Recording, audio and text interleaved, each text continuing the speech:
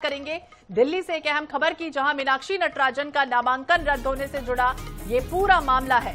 इस पूरे मामले में सुप्रीम कोर्ट पहुंची है कांग्रेस की तरफ से लगाई गई सुप्रीम कोर्ट में याचिका, और आज नामांकन पत्र वापस लेने का आखिरी दिन है। यह अहम खबर आपको बता दें, आज नामांकन पत्र वापस लेने का आखिरी दिन है। कांग्रेस की राज्यसभा उम्मीदवार थी मीनाक्षी नटराजन, जिनका नामांकन रद्द हो चुका है। चुनाव आयोग के बाहर तमाम नेताओं ने जिस तरह से धरना प्रदर्शन किया, कल की तस्वीरें हमने आपको दिखाई थी, और अब सुप्रीम कोर्ट में याचिका दाखिल कर दी गई है।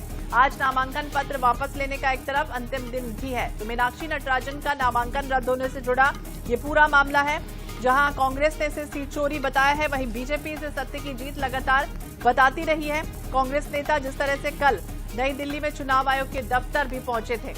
स्पर्श शर्मा ज्यादा जानकारी के लिए हमारे सहयोगी हमारे साथ दिल्ली से जुड़ गए हैं। स्पर्श, क्या जानकारी, आज का अपडेट क्या है? क्योंकि अब सुप्रीम कोर्ट में याचिका लगाई गई है, अब कानूनी और संवैधानिक जो है स्थितियां वो किस तरह की दिखने वाली?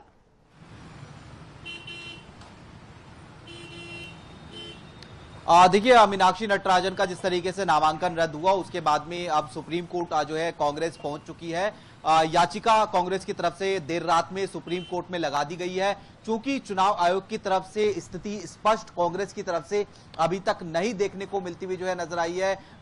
चुनाव आयोग की तरफ से जो ऑफिशियल लेटर होता है वो कांग्रेस को नहीं मिला था देर रात तक। तो ऐसे में देर रात लगभग 2-3 बजे के आसपास जो हमारे सूत्र जानकारी दे रहे हैं, कांग्रेस जो है चुनाव आयोग के खिलाफ, या फिर कहें कि जो आरओ है, रिटर्निंग ऑफिसर जिन्होंने मीनाक्षी नटराजन की जो नामांकन है वो रद्द किया था, उसके खिलाफ जो है सुप्रीम कोर्ट पहुंचती हुई जो है नजर आई है। यानी याचिका दाखिल कर दी गई है, लेकिन अभी इस याचिका पर सुनवाई होगी या नहीं होगी, इसको लेकर स्थिति स्पष्ट नहीं है। इसलिए जो कांग्रेस के वरिष्ठ वकील हैं अभिषेक मनु सिंघवी खुद जो है 10:30 बजे सुप्रीम कोर्ट पहुंचेंगे, और इस मामले पर जल्द से जल्द अपील करने की जो आग्रह है वो सुप्रीम कोर्ट के सामने अभिषेक मनु सिंघवी जो है करते हुए जो है नजर आएंगे। इससे पहले हमने देखा कि मीनाक्षी नटराजन मामले में किस तरीके से कांग्रेस बीजेपी पर हमलावर लगातार देखने को मिलती हुई नजर आ रही है। चाहे भोपाल में प्रदर्शनों की बात की जाए, या फिर दिल्ली में चुनाव आयोग के दफ्तर के बाहर धरने प्रदर्शन की बात की जाए, चुनाव आयोग से मुलाकात की बात की जाए, लगातार अपनी जो है कोशिशें कांग्रेस की तरफ से कहीं ना कहीं देखने को मिलती हुई नजर आ रही है। लेकिन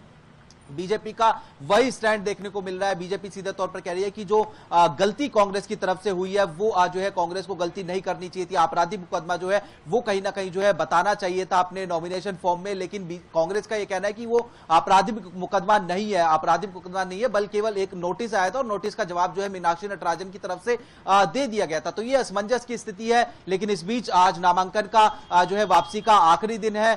3 नाम जो है रिटर्निंग ऑफिसर की तरफ से हमने देखा कि कल देर रात जो है जारी होते हुए नजर आए थे, जिसमें महेश केवट की बात की जाए, या फिर तरुण चुग की बात की जाए, या फिर एक अन्य नाम की बात की जाए। लेकिन इस बीच कांग्रेस जो है सुप्रीम कोर्ट पहुंच गई है। अब कांग्रेस को उम्मीद है कि सुप्रीम कोर्ट से किसी प्रकार की जो राहत है वो आज जो है मिलती हुई नजर आएगी, और यह मामला पूरे देश भर में चर्चा का विषय है, क्योंकि मिसाल कहीं ना कहीं बनता हुआ नजर आएगा।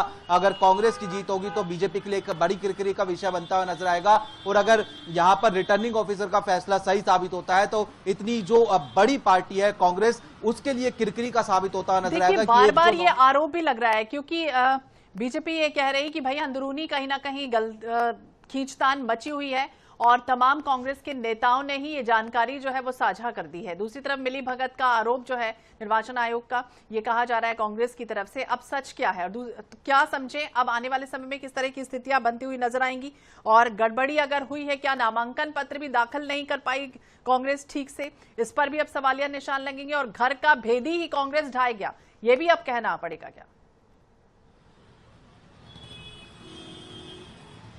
देखिए, कांग्रेस में जब मीनाक्षी नटराजन का नाम सामने आया था राज्यसभा के उम्मीदवार के तौर पर, तब से ही कांग्रेस में अंदर खाने जो परिस्थितियां थी वो ठीक नहीं थी। ये भी माना जा रहा था कि कोई भारी उम्मीदवार होगा या फिर एआईसीसी लेवल पर आएगा तो परिस्थिति जो है बिगड़ती हुई नजर आ सकती है। इसलिए हमने देखा कि भारतीय जनता पार्टी ने ऐन मौके पर मीनाक्षी नटराजन के सामने जो महेश केवट है उनको जो है मैदान में उतार दिया। भारतीय जनता पार्टी को यह लग रहा था कि निश्चित तौर पर कांग्रेस में अंदर खाने गुटबाजी के जरिए जो क्रॉस वोटिंग है वो होगी, या फिर वोट रद्द होने जैसा मामला जिस प्रकार से हमने देखा कि हरियाणा के राज्यसभा चुनाव में हुआ था, वो भी देखने को मिलता हुआ जो है नजर आ सकता है। जी, बीजेपी कांग्रेस पर कहीं ना कहीं हाथ से जो डिग करती हुई नजर आ रही है, यानी सीधे तौर पर जो है निशाना साधती हुई नजर आ रही है कि कांग्रेस के अंदर खाने अंदरूनी हालात जो है वो ठीक नहीं है। लेकिन कांग्रेस इतनी लापरवाह हो गई कि एक छोटी सी गलती यानी इतनी बड़ी रोज राज्यसभा सीट होती है जिसके लिए इतनी लंबी चौड़ी मशक्कत करने को नजर आती है। ऑलरेडी राज्यसभा में कांग्रेस के नंबर जो है कम देखने को मिलते हुए नजर आते हैं, वहां पर इस प्रकार की लापरवाही कांग्रेस से किस प्रकार से हो गई, ये कांग्रेस के लिए आत्ममंथन का विषय जो है जरूर देखने को मिलता नजर आ रहा है। और इसलिए अब देख रहे हैं कि अब जो है ये पूरी लड़ाई, जो कि मीनाक्षी नटराजन को खुद राहुल गांधी का उम्मीदवार जो है माना जाता है, इसलिए कांग्रेस के तमाम सीनियर नेता जो है फिलहाल लंबी लड़ाई लड़ते हुए नजर आ रहे हैं। तो बिल्कुल आरोप प्रत्यारोप लगातार जारी है, लेकिन अब सबकी नजर अदालत पर टिकी है कि जिस तरह से नामांकन रद्द हुआ है वो कानूनी रूप से सही है या फिर नहीं। नजर बनाए रखिएगा इस पर। बहुत बहुत शुक्रिया तमाम जानकारी के लिए और बातचीत करने के लिए।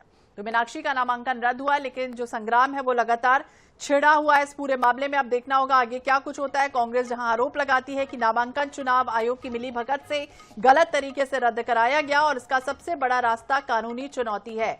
अब यदि भाजपा ये भी कह रही है बार बार कि गलती कांग्रेस के भीतर से हुई है, नामांकन पत्र में त्रुटियां थी, तो अदालत दस्तावेजों और नियमों के आधार पर फैसला करेगी, राजनीतिक आरोपों के आधार पर नहीं। लेकिन अब कानूनी रूप से क्या कुछ होता है राज्यसभा के रण में, ये देखना दिलचस्प भी नजर आ रहा है।